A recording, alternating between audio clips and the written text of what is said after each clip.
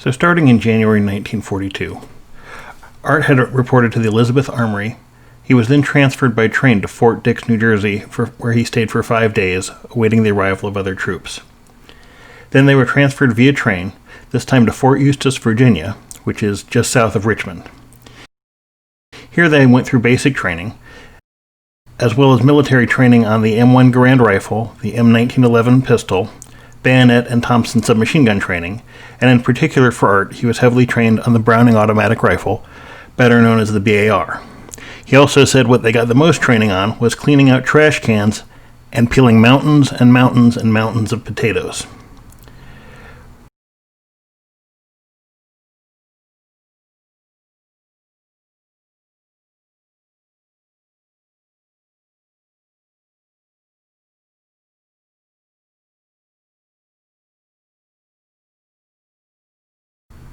While at Fort Eustis, they were also asked to take multiple Inspector General Bureau-based aptitude tests. In particular, he was asked to take mechanical aptitude tests, given his prior experience as a truck driver. He said he consistently scored in the top 15% of all the mechanical aptitude tests he was given. Based on the results of these tests, Art was transferred in May of 1941 to Motor Sergeant and Mechanic School at Camp Davis, North Carolina, which is north of Wilmington. In addition to the Motor Sergeant and Mechanic School training, Art also was put through anti-aircraft artillery training while at Camp Davis. Upon his completion of Motor Sergeant Mechanic School, Art was offered an option of continuing on there as an instructor and attending Officer Candidate School, or moving on to another option in the Army. Art had never considered the Army as a major career choice, so he looked to move on. Art was transferred to Camp Hullen, Texas, which is outside Corpus Christi, starting in August 1942. There, with his motor pool background, he was given a job as the main driver for the base commander, and continued in that role for several months. As the general got to know him, he learned of Art's interest in aviation, and seeing an opportunity, transferred him to Fort Bliss, El Paso. While at Fort Bliss, Art was assigned as a crew chief for a OQ-2 radio-controlled target drone flight crew. The OQ-2 was a very unusual aircraft for its day. It was one of the world's first radio-controlled or remote-controlled drone aircraft, being launched from a catapult, piloted remotely by a crew on the ground, and then it would deploy a parachute to land.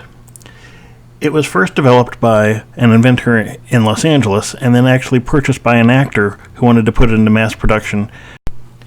The Army would then end up using these as target practice for ground anti-aircraft gunners to shoot at with live ammunition.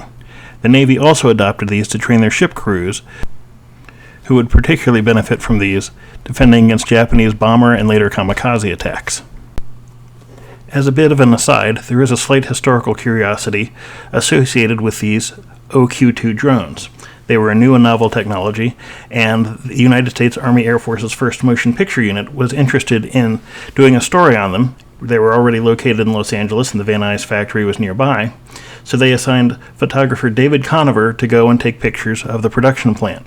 He was assigned by his commanding officer, First Lieutenant Ronald Reagan, and when he went there, he witnessed people manufacturing the aircraft and putting them through the testing phases, and he was specifically tasked to go get a picture of a, quote, Rosie the Riveter, one of the women working in the factories during the war, to aid in production. The Rosie the Riveter he ended up meeting, Norma Doherty, ended up attracting much more of his attention than the remote control aircraft he was supposed to be researching. He ended up connecting with her, and after the war convinced her to not only get divorced, but take on a role as a model, of course changing her name to Marilyn Monroe.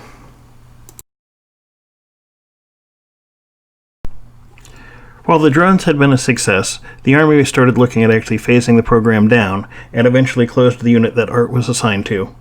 And he was given the option of returning back to work on the general staff again, but instead opted to go into a combat unit to deploy to Europe. So instead of returning to work on the general staff at Camp Hullen, he was transferred to Camp Shelby in Mississippi in August of 1944. There he was trained on operating the recoilless anti-tank rifle, better known as the bazooka, and was assigned to an anti-tank unit.